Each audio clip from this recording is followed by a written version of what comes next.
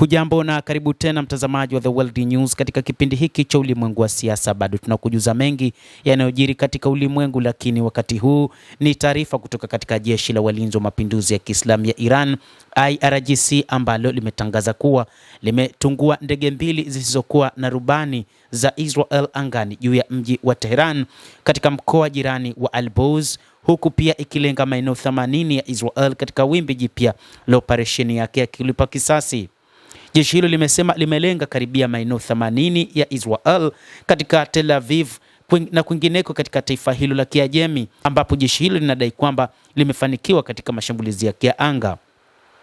Kwa mujibu wa taarifa ya IRGC, vitengo vyake vya ulinzi wa anga vilizuia na kuitungua ndege isiyokuwa ya rubani ya Israel Orbiter juu ya Tehran. Ndege isiyokuwa na rubani ya Israel ya Hermes pia ilipigwa angani juu ya kaunti ya Nazarabad, mkoa wa Al-Boz. Ndege zote mbili zisizokuwa na rubani zilikuwa na silaha na zilipigwa kabla ya kufanya shambulizi lolote dhidi ya malengo nchini Iran.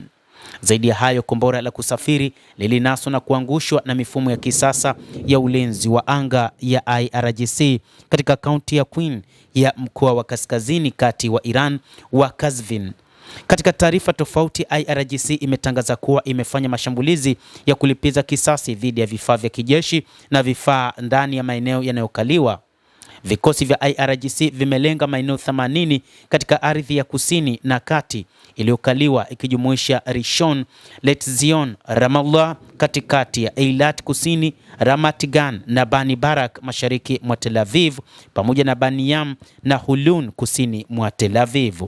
Malengo yaliyoainishwa yalipigwa kama sehemu ya wimbi la 63 la operesheni ya True Promise 4 kwa makombora ya usahihi na ya vichwa vingi vya vita pamoja na drones za kamikaze ambazo zimekuwa tishio kwa nchi ya Israel, lakini pia na mataifa ya Ghuba, ambayo wakati huu inadaiwa kwamba nchi hizo zinatafuta njia ya kuweza kudungua ndege hizo zisizokuwa na rubani za Shahedi.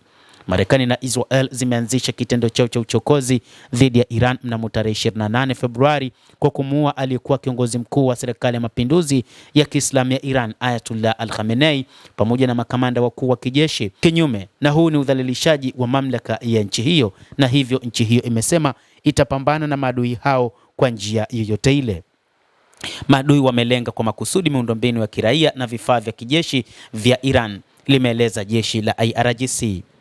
Mtazamaji, endelea kutufuatilia, lakini ni kusihi usisahau kulike, usisahau kucomment, kadhalika kusubscribe channel yetu hii upate habari hizi kwa mapana kupitia The World News. Mimi ni Adam Hussein, endelea kuwa nasi wakati wote, endelea kutufuatilia uyajue mengi yanayojiri katika ulimwengu.